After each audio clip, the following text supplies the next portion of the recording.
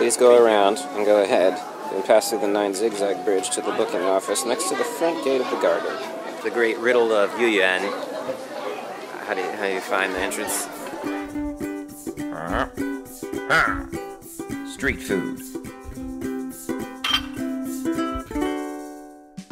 Oh yeah, street foodies, what's up? We're still in Shanghai, hitting up another tourist spot, looking for some local awesome stuff. Across from the Bund and a little ways down, you can find a famous series of gardens. In Chinese, the spot is called Yuan. We passed the Shanxi Rojiamo place. Oh snap, keeping that Xi'an flavor alive in Shanghai, what? Around that spot, we were persuaded to try some Shanghai Lao Suan Nai. It was supposed to be special yogurt. I like yogurt, but I wasn't really a fan of this one. There's nothing about this that's warm. It's very similar to every other yogurt that I've had. What do you think? It's not my favorite. Not for 15 kwai, which is what it cost. It was pretty generic yogurt. I've had Lao Suan Nai outside of Xi'an before, and it was noticeably good, like worth the markup. This one was just so-so. You know, they can't all be winners. All right, skip the yogurt. Now, we were in Shanghai right before Spring Festival, and when you're in a tourist spot at that time of year, lines can get straight crazy sauce, which is what happened when we hit up Yuan. I was like, we don't want to do this line. Ashley was like, we're doing it. We're here. Let's make this happen. So what was up with that line? I'm so done. Okay, here's what happened every time. I am in line. It's my turn. I've been waiting here. Now it's my turn. I pay. And then 2 people on either side of me try to go ahead and get on up. I'm like, it is my turn. Everyone wait, please.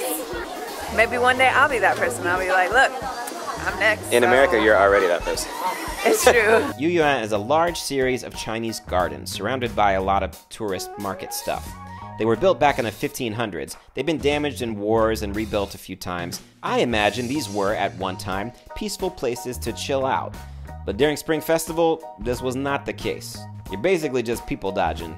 But there's some cool Chinese stuff to enjoy.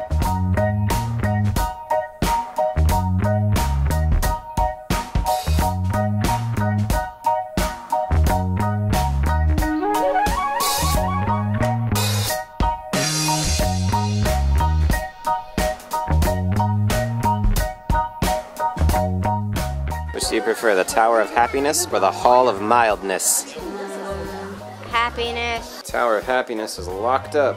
Did you know about a 400-year-old ginkgo biloba tree? Even bigger than that, wasn't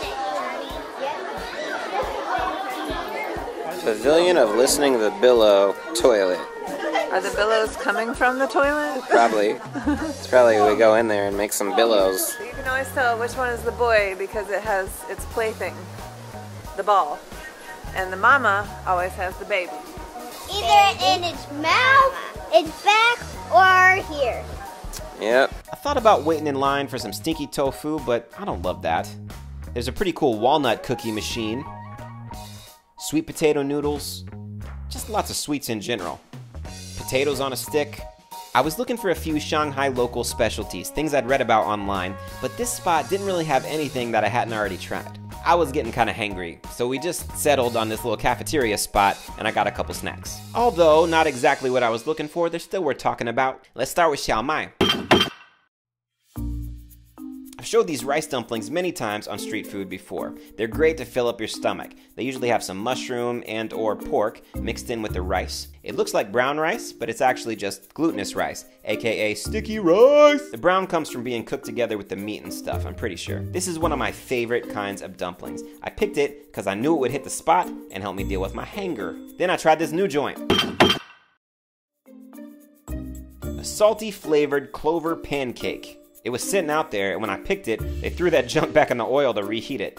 It was very greasy, basically just dough and clover, I guess. They do pick and eat clover around here, like the clover that grows in the yard. The dough was also made with sticky rice. Sticky rice! It's just a really chewy dough, that normie texture. It was pretty good, but greasier than I generally care for. Number 3.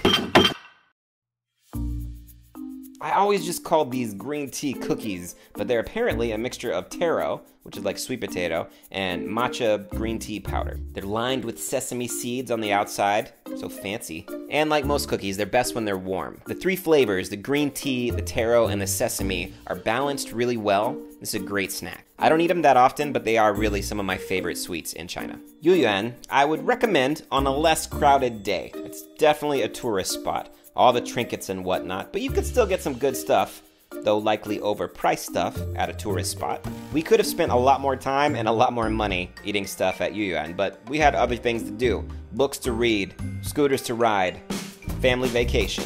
Next week, I'm gonna take you on a food quest for our final Shanghai episode. We get well off the beaten path. I'll see you next week, street foodies. Until then, keep eating it on the street. And watch out for the parasites. Street food.